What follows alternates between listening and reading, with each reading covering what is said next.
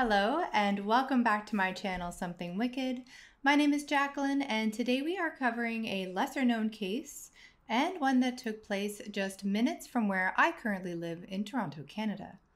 This case was brought to my attention by a friend of mine, Elizabeth, so thank you for the recommendation, Lizzie.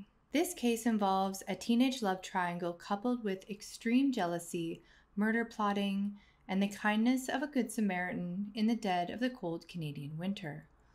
It is something out of a horror movie. If you haven't yet subscribed to my channel, then be sure to do that now and just tap that notification button so I can bring more crime content to you faster. Let's jump in.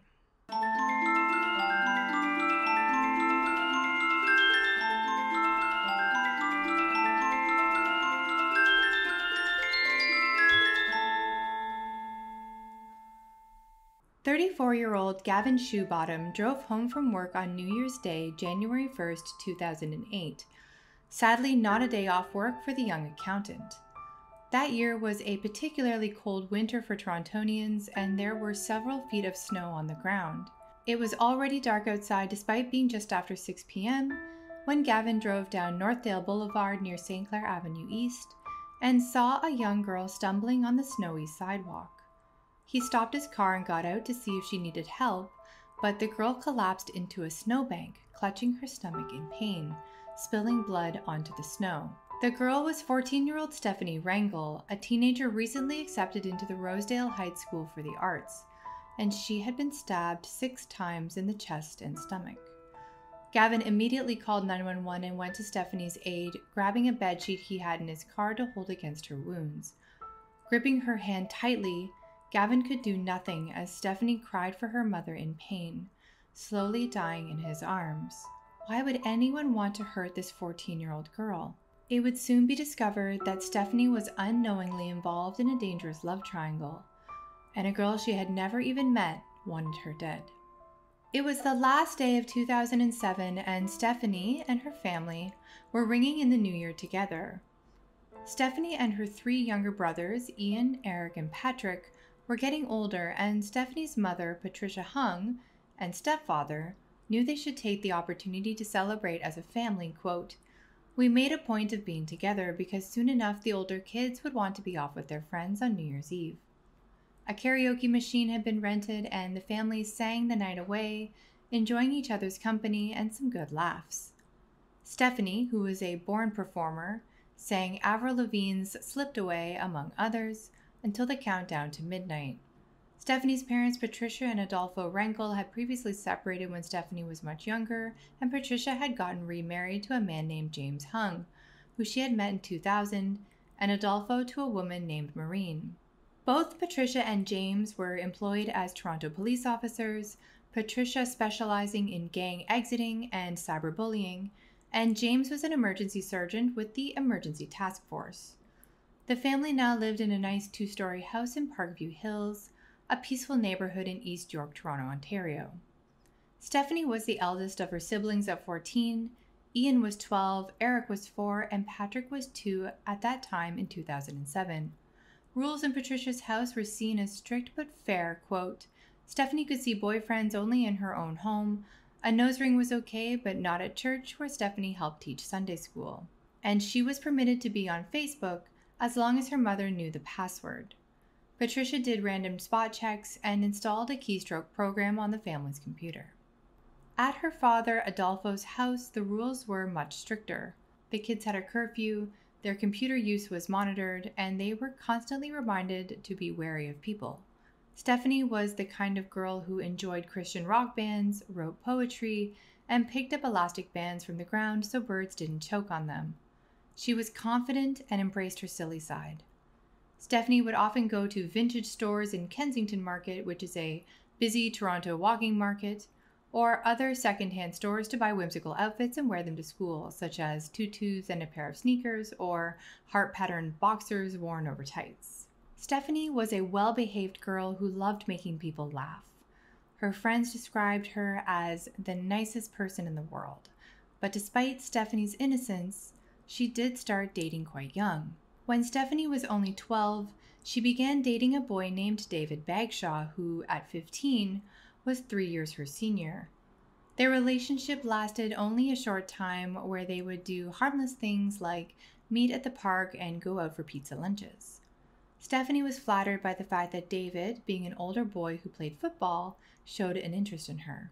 The relationship came to an end when Patricia heard a voice message David left on her family's home answering machine, expressing his desire to take his and Stefanie's relationship to the next level and engage in oral sex. I would have broken up with him due to his sheer stupidity at doing that. Although Stefanie was upset that her mother didn't trust her to have more restraint for sex at that age, she agreed not to see him anymore and their relationship ended. Stefanie could have never known that this boy would be the cause of her death 2 years later. Years later, in March 2007, when David was 17, he met and started dating 15-year-old Melissa Todorovic, as they both attended East York Collegiate High School. David was not a good boyfriend to Melissa. He was unfaithful to her and was reported to have hit her on occasion. David was said to have anger issues from a young age. He was born on January 5, 1990 in Scarborough, Ontario, to parents Cindy and Ronald Bagshaw, but sadly had very few happy childhood years. He started showing aggressive behavior as early as age 2, and by age 5 he was diagnosed with ADHD and put on Ritalin. He struggled at school growing up and had behavioral difficulties coupled with aggressive outbursts, with his first suspension being in grade 1. He was twice expelled from Gordon A. Brown School for giving the middle finger to a teacher and telling the principal, quote, "fuck you." By the time he reached middle school, he was absent from most of his classes and or suspended due to inappropriate language and fighting. At East York Collegiate High School, he was appointed a special education mentor teacher because he had issues following rules, retaining attention, and controlling his anger. He had been, quote, variously diagnosed as having oppositional defiant disorder, conduct disorder, and antisocial personality disorder. When David was 12 or 13 years old, his mother, Cindy, accused his father, Ronald, of assault, and the two separated, which hit David hard, quote, his loyalties were caught between parents, and he split his time between homes.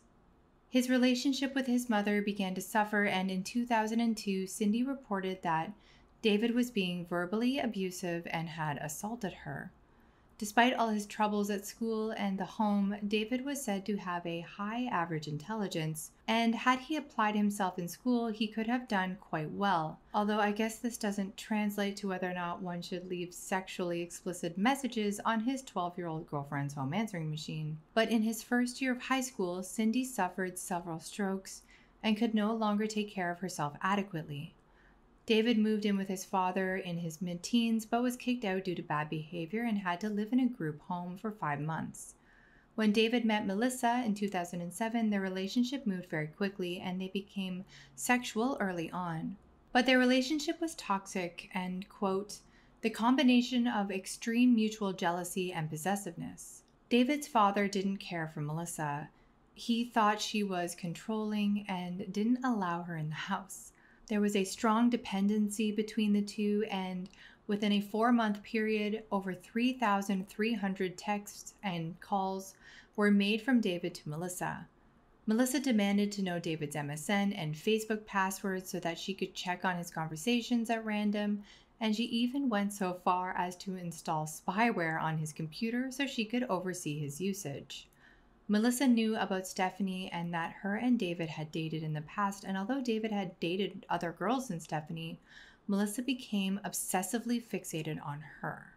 There are different and vague accounts as to why exactly Melissa honed in on Stefanie specifically, and it seems like no one really knows for certain, but one thing is clear. Melissa hated Stefanie with an extreme passion, despite never having met her.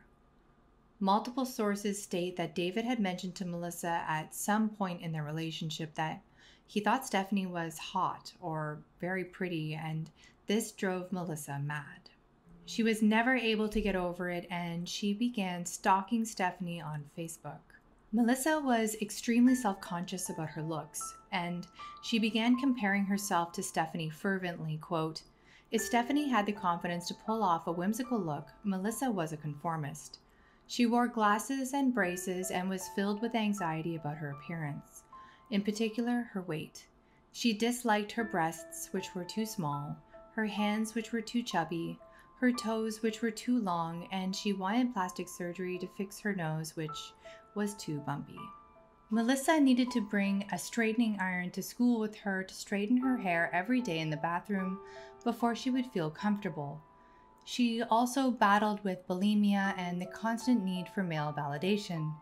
Apparently, Stefanie was also acquainted with Melissa's cousin and told her that David had been flirting with her still behind Melissa's back, but this is not confirmed.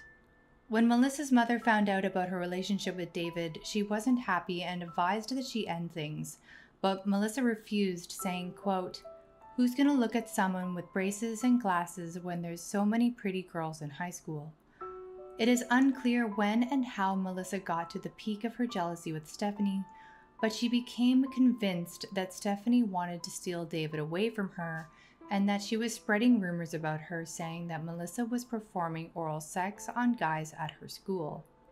But again, Stefanie had never even met Melissa and was no longer interested in David. Melissa would chat with David about Stefanie constantly.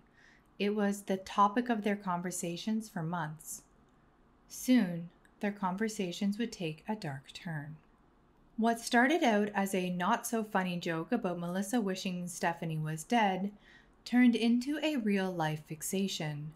On May 22, 2007, Melissa believed that David had been speaking with Stefanie and messaged him, quote, "I'm going to fucking stab her if I want to. Then I'll just kill her." When referring to the knife she would use to do the job, she told David, quote, "I even brought it to school today, LOL." Discussions turned even more sinister when the two discussed kidnapping Stefanie and taking her to a secluded location where Melissa could kill her. Melissa even mused about getting her older brother involved in the crime and having him rape Stefanie beforehand. But to do any of these things, they needed a vehicle, and David suggested to Melissa that they wait until the end of the school year when he would have a car. To wait that long was not acceptable to Melissa, and in response told him, quote, "Fine, no sex until then."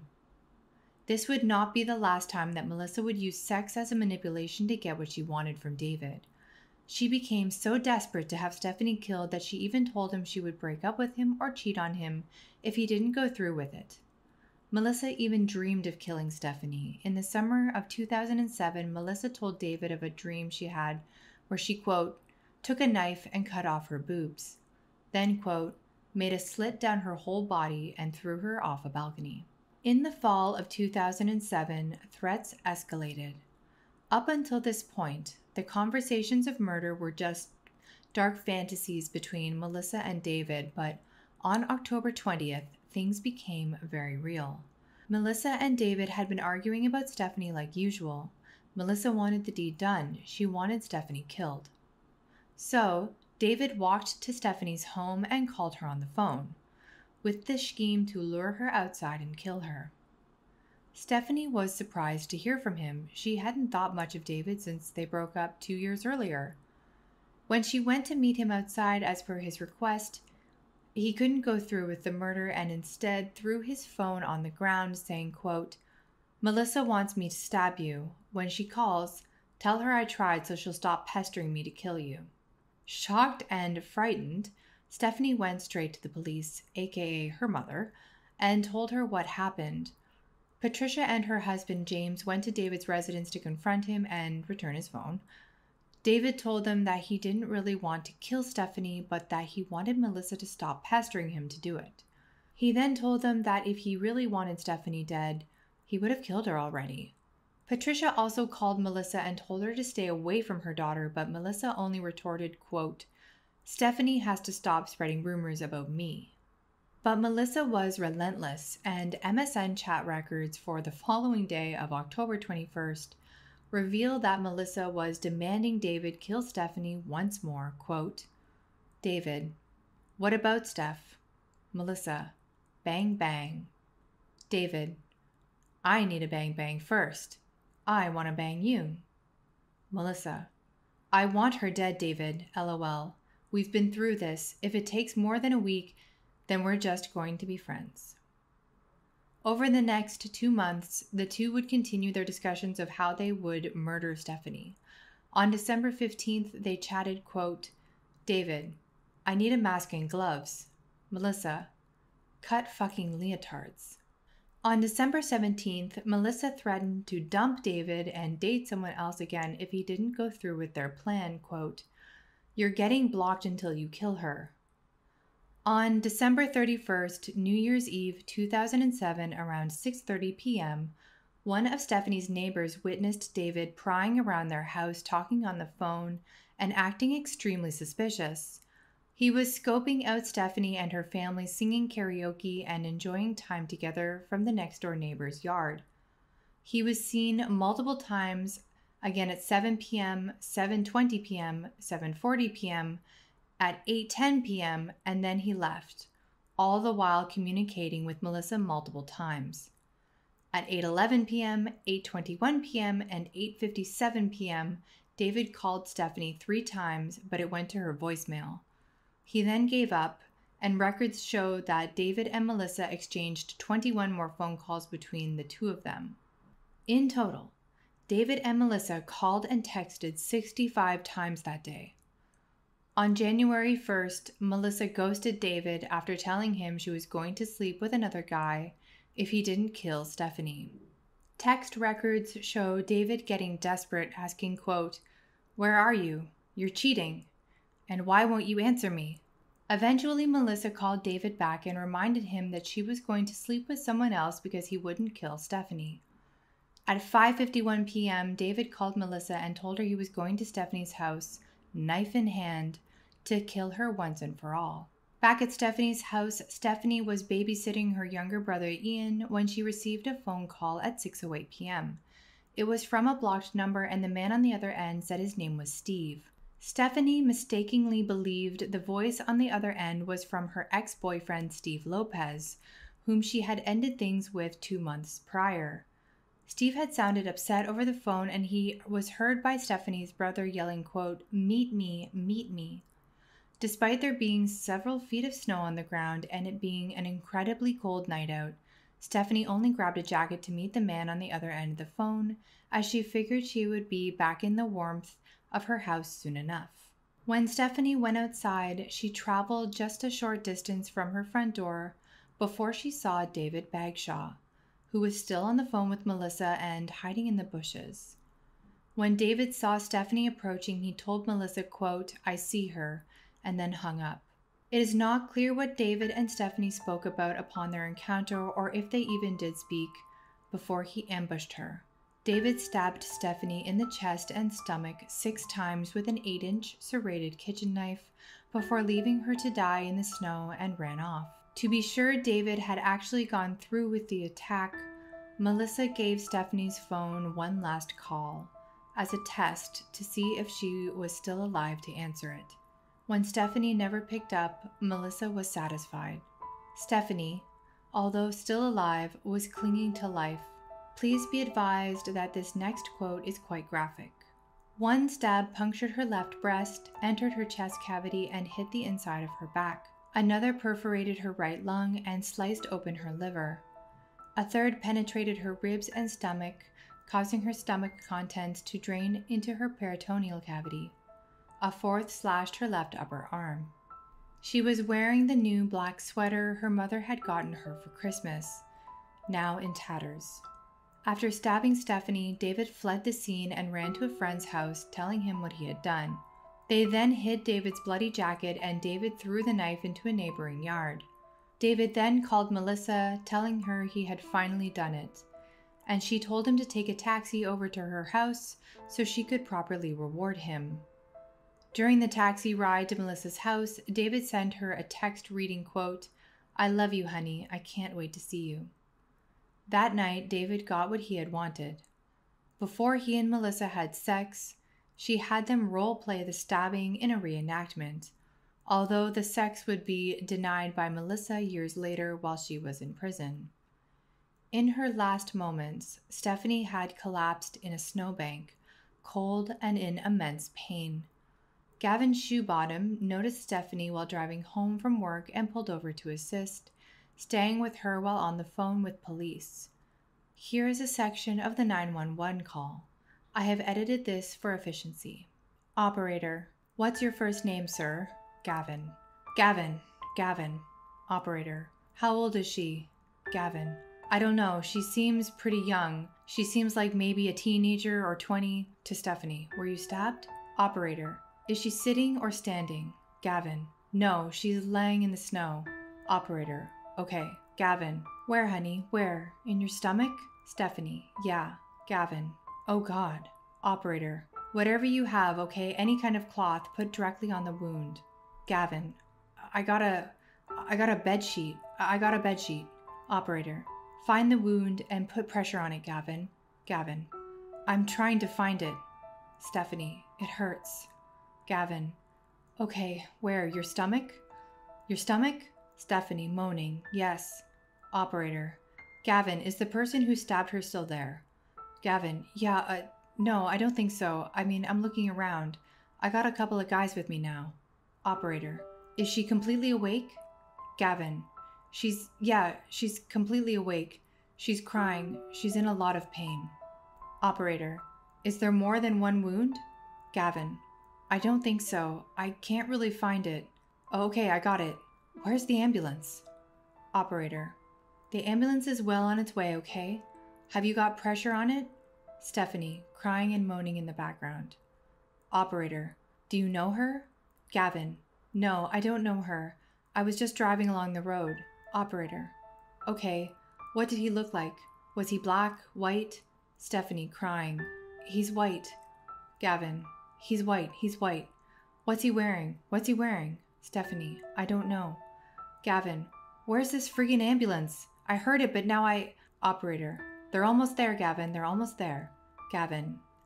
He's white. Okay, sweetie. How tall? How tall is he? Tall? Short? Uh-oh.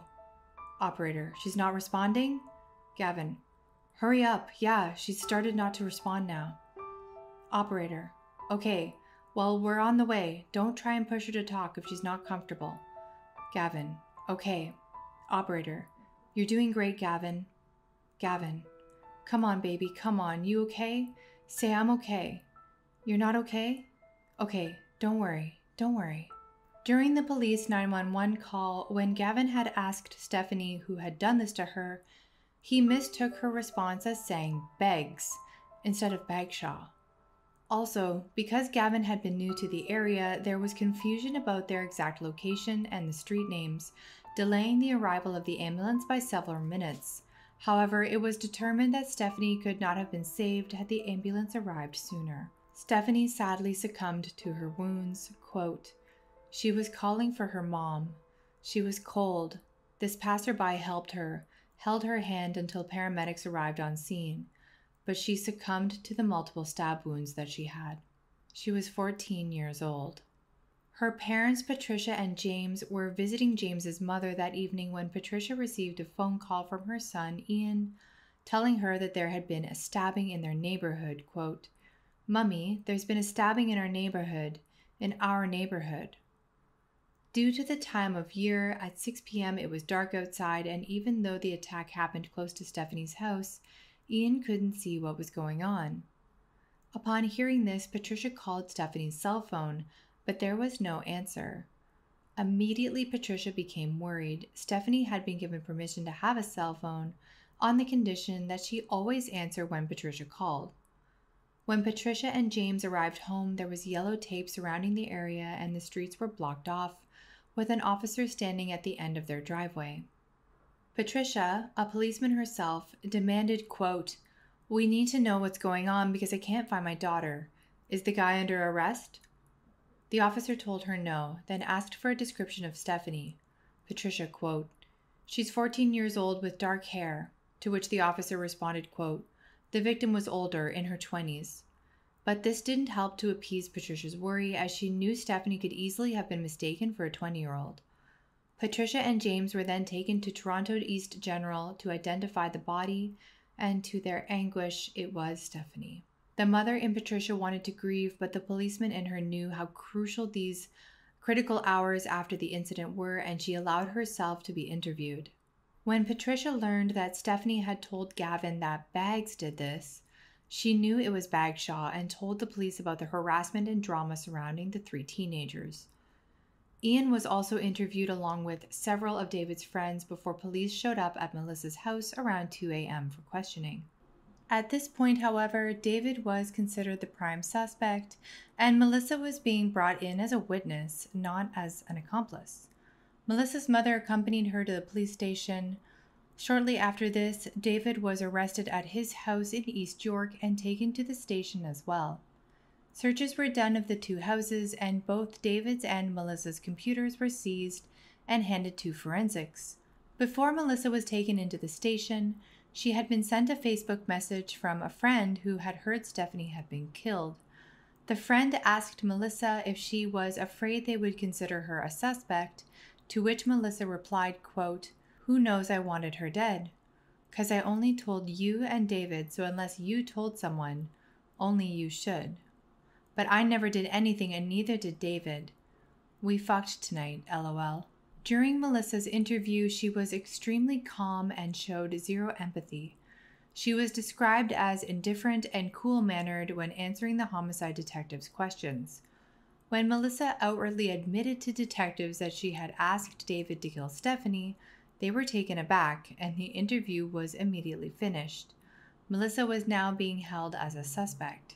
She was interviewed again on the charge of first-degree murder and declined her right to speak with a lawyer, all the while her mother never leaving her side, completely shocked by the charge and the events that took place. Melissa had had a normal upbringing, growing up in Scarborough, Ontario, with her parents Zoran and Rachel Todorovic, and her younger brother Nicholas. Zoran was a Serbian immigrant who worked as a mechanic and would take Melissa to hockey games and out on fishing trips. Rachel was a nurse who worked in a cookie factory, and she and Melissa had a very close relationship. The family was close-knit, vacationing together in the Caribbean and Mexico, and annually taking time to visit their cottage in the summers. Melissa was said to get good grades in school and that she was a well-behaved student. So when Melissa was arrested for first-degree murder, her family was shocked. During the interview, Melissa admitted that she told David to kill Stefanie because she had spread rumors around school about her giving oral sex to many different guys, a claim that could not be disproved or corroborated. She also stated that Stefanie had called David on Victoria Day and told him that she was pregnant with his baby. Melissa told police that David had called her on January 1st, telling her that he was going to Stefanie's house with an 8-inch knife, to which Melissa said, quote, "Okay, do whatever you want."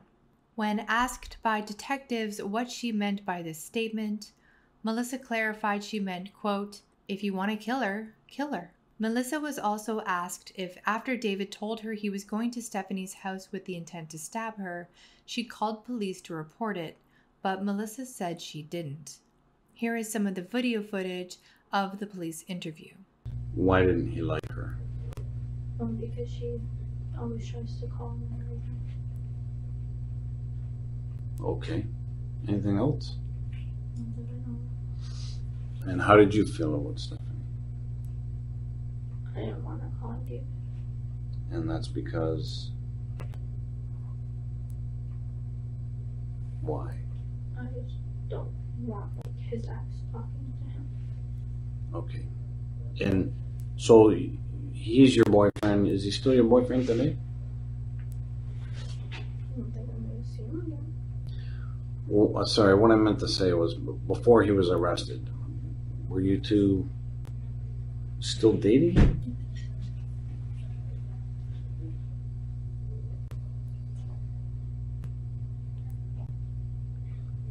All right, let's move right to what happened last night then. You tell me what you know of what happened. He called me and he said he was going to her house. Okay. And I said, okay. And then he called me, or I called him, and he said, I think I called him, and then he's like, oh wait, I see her. And then he hung up the phone. And then I called him and I said, did you kill her or something? Mhm. And then he said, yeah. And we were talking about him going to Steven's house. Okay. And then I called him at Steven's house. And he said he was going to stay at Steven's. Okay. And then he came over to my house. And he came over to your house. And then we went back home. All right. Let's go right back to he called you and said, I'm going over to Stephanie's house. And you said, okay. But why would you say okay? Yeah. Well, you didn't like him even talking with Stephanie. So why was it okay that he was going over there? What was he going over there for? Either to kill her or working it out. I don't know. All right. Did he tell you anything? The I reason know- why he I was know. going there? I know in general he was going to kill her. Okay. And this is what I need to know. How did you know in general?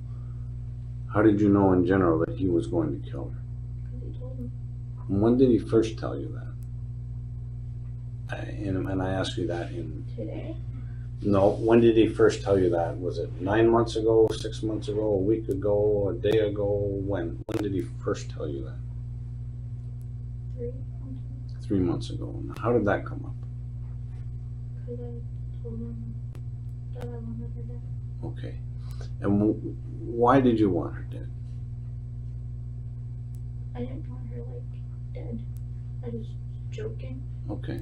Like, it's hard to explain, but when someone does something like, oh, I want them dead, Sure. you don't mean it literally.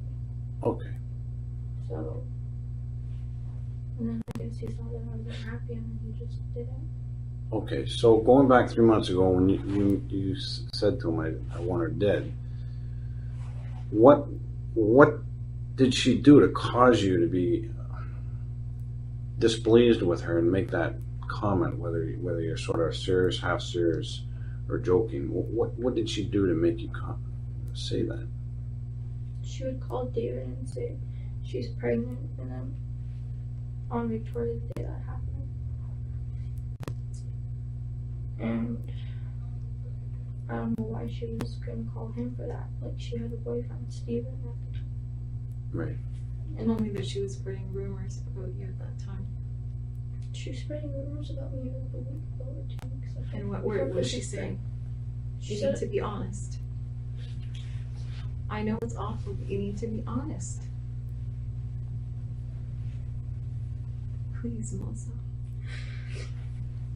she said I was giving blowjobs. To guys? She was spreading it around the whole school. Okay. And that was upsetting. I can tell you're upset about that. All right.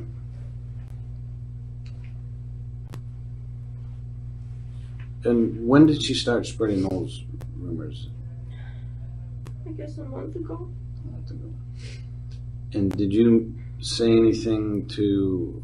I haven't talked to her since I talked to her 2 months ago. Okay. And then she said she was gonna don't talk to Steph ever again, and she was gonna put her restraint on me, so I didn't bother. All right.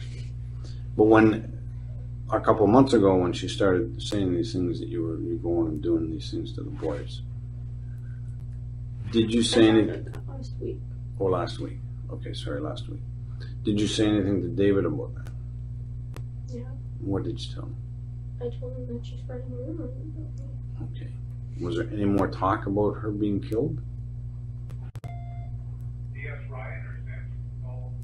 Not really. It was just the general feeling that I didn't like her. I wanted her dead from earlier. Okay. And so then, when he said to you, "I'm going over," last night, "I'm going over to Stephanie's house," was he specific about why he was going there?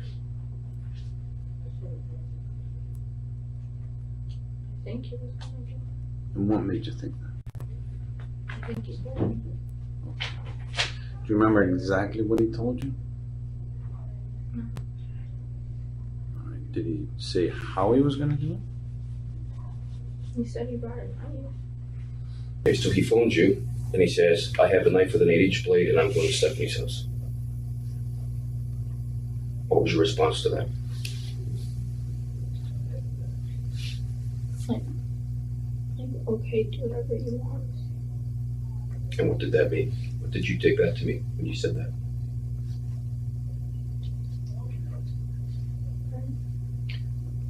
What did you mean when you said, okay, do whatever you want? I meant, if you want to kill her, kill her. Did you say those words? I said, do whatever you want. Well, that's not if you want to kill her, kill her. You said, what did I mean? So he phoned you and he says, I have an 8-inch blade knife and I'm going to Stephanie's house. And your response is, do whatever you want. What did he say to that? Can't remember. Did you think of calling 911 and reporting that there was a guy on his way over to a young girl's house with a knife to kill her? No. How come?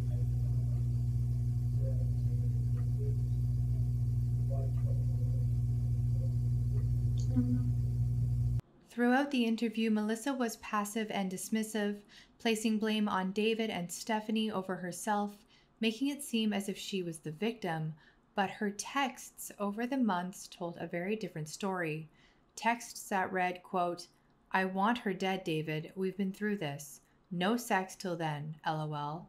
You're getting blocked until you kill her. I'm still waiting for her to die, and is she dead yet? Melissa was a perplexing case to many psychiatrists who examined her for the trial. She was shown, quote, to display antisocial tendencies in her intimate relationships, but otherwise functioned normally. During Melissa's trial, the courtroom was so packed that many onlookers had to stand. Melissa's defense attorney argued that Melissa never believed David would kill Stefanie and that because she was not present at the crime scene, she should not be held as accountable as David. The trial lasted 3 weeks and Melissa read a statement to Stefanie's family but never made eye contact with them, quote, Every day I wish that I could go back in time and change everything I said and have Stefanie be alive with her family again. She said, I want you to know I take full responsibility for my part. Although her words sounded good, Melissa was said to again show no remorse during the trial. Her only real show of emotion came when the verdict was read after 20 hours of deliberation. Guilty and sentenced to life in prison.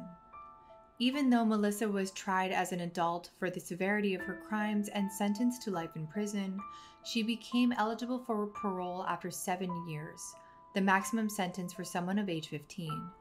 Upon turning 20, Melissa was then transferred to an adult security prison to live out the rest of her sentence.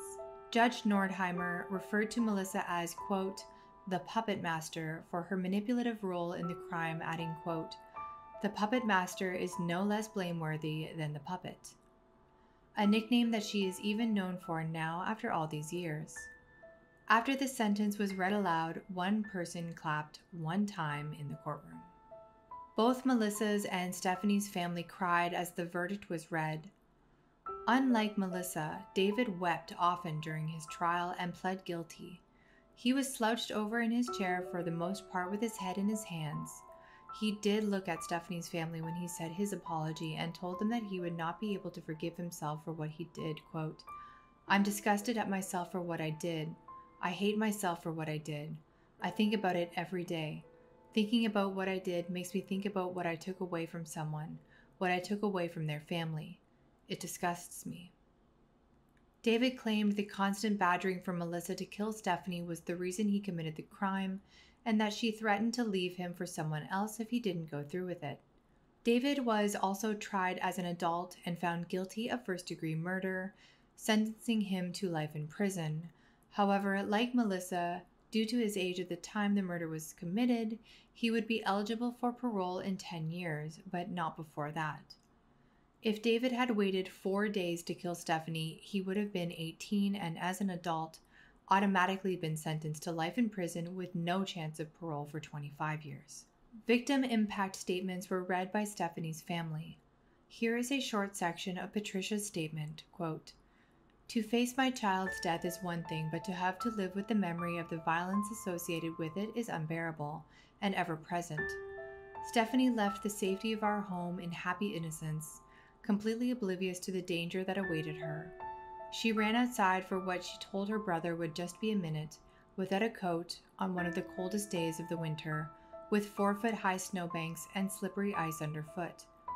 At the slightest chill, I am instantly reminded and imagine over and over her last moments, freezing in an agony of pain, shock, and terror, bleeding from 6 separate stab wounds, drowning in her own blood as her lungs filled up, suffocating, gasping for air with no one but a stranger to offer her what help he could.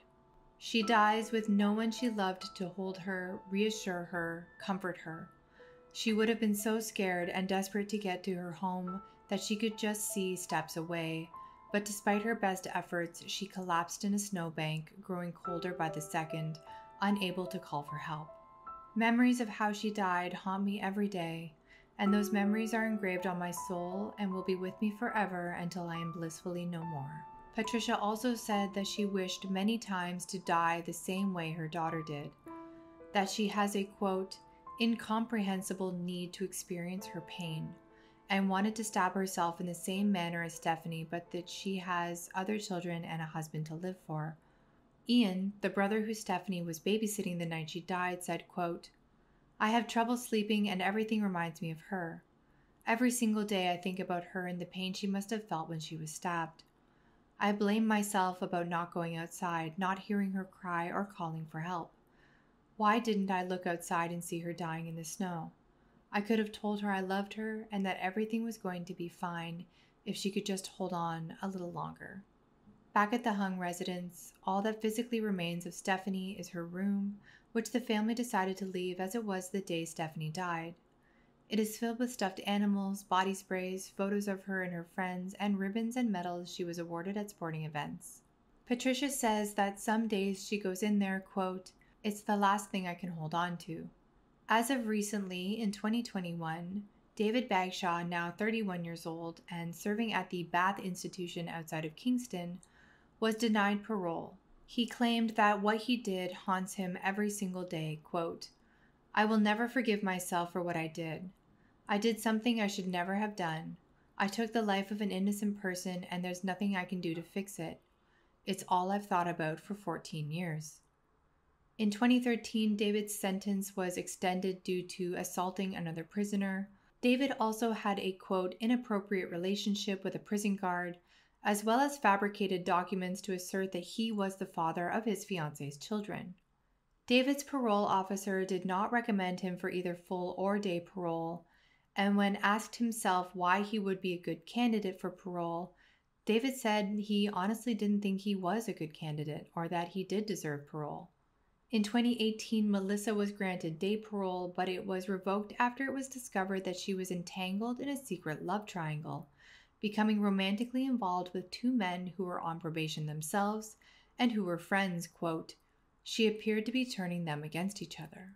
One of the conditions of her parole was that she had to disclose any new romantic relationships given that she was imprisoned for toxic relationship behavior. But she did not, and her day passes were taken away. In 2020, Melissa sought full parole but was denied again as the board didn't think she showed enough growth due to her actions portrayed during her 2018 parole. Even though Melissa had been doing well in prison and continuing her education, she tried to hide the love triangle she was engaged in rather than seek help to solve it, quote, essentially without concern for the risks either to the public or to your release, you chose to initiate and maintain unhealthy relationships, engage in high-risk behavior, and then cover up your activities without concern for the consequences.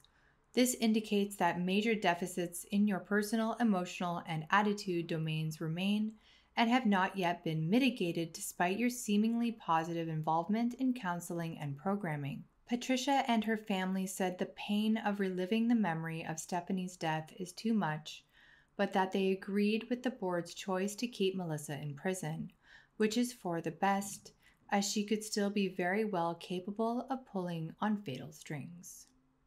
So that is the case of Stefanie Rengel. It is heartbreaking, and there wasn't as much content that I found on this case, although I included everything that I could find. Have you heard about this case, or are you hearing about it for the first time? Let me know what you think in your comments below. Thank you everyone for watching. My name is Jacqueline, and I will see you again in the next video. Make sure to subscribe and hit the notification button. Bye!